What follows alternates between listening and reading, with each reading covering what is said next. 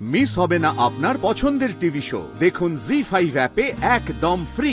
অঞ্জনদের বাড়িতে যখন তুমি প্রথম আমায় দেখলে তখন তোমার কি মনে হয়েছিল? এবার তো আমার মনে হচ্ছে জিজ্ঞেস করি, ভয়ে বলি না নির্ভয়ে? কেন? প্রশ্নটা বুঝি কঠিন আর উত্তরটা বুঝি অজানা।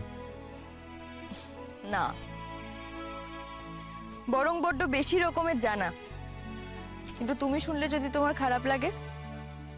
তুমি হারিয়ে যাওয়ার পর আমার যতটা খারাপ লেগেছিল ততটা খারাপ আর কিছুতেই লাগবে না। তুমি নিশ্চিন্তে বলো। মনে হয়েছিল পালিয়ে যাই, আসলে দিশেহারা হয়ে গেছিলাম। মনে হয়েছিল যদি ওখানে থাকি আবার তোমার মুখোমুখি হয়ে যেতে পারে, তার থেকে বরং পালাই। পালালে না কেন? ভেবেছিলাম ওদের বাড়ির অনুষ্ঠানটা শেষ হোক, তারপর ওদেরকে বলেই ওখান থেকে চলে যাব। কোথায় যেতে? কেন? কালিম্পংয়ের ওই স্কুলটায়, যেখানে যাব বলে বাড়ি থেকে বেরিয়েছিলাম। কিন্তু ওখানে তুমি কি করে যেতে? ওরা তো জানতো যে তুমি হারিয়ে গেছো। ওখানে গিয়ে কি বলতে তুমি? কি হলো, চুপ করে গেলে কেন? একটা কথা হঠাৎ মনে হলো। কি? যারা হারিয়ে যায় তারা কি সত্যিই হারিয়ে যায়, নাকি হারিয়ে থাকতে চায়, সরে যেতে চায়?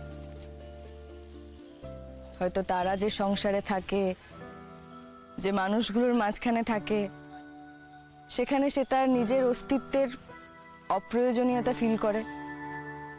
সেই জায়গাটা হয়তো দম বন্ধ করে দিতে থাকে।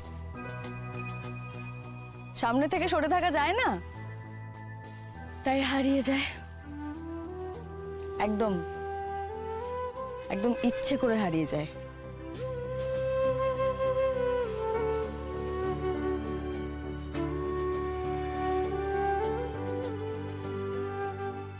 তার মানে তখন পালাবার অবসরটুকুও মিলল না, তাই পালালে না?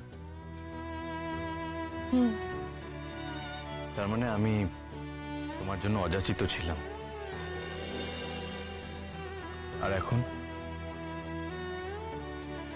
আমিও বোঝার চেষ্টা করছি। যদি শেষ অবধি বোঝো আমি আজও অযাচিত? এখনো জানি না। কি জানো না? এই প্রথমবার আমরা একসঙ্গে বাইরে ঘুরতে এসেছি অনেকবার। চলো না, এই জায়গাটাকে একটু উপভোগ করার চেষ্টা করি। এই বিরাট খোলা আকাশটার নিচে দাঁড়িয়ে একটু খোঁজার চেষ্টা করি কে কোথায় আছি।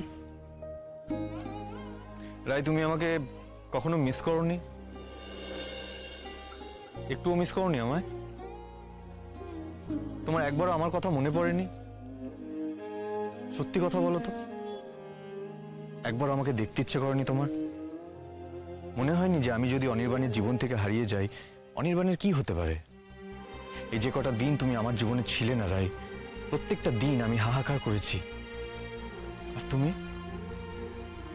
তুমি তোমার অপরাধ বোধে ছিলে, তাই হাহাকার করেছো। জি5 ডাউনলোড করুন আর সব এপিসোড দেখুন একদম ফ্রি।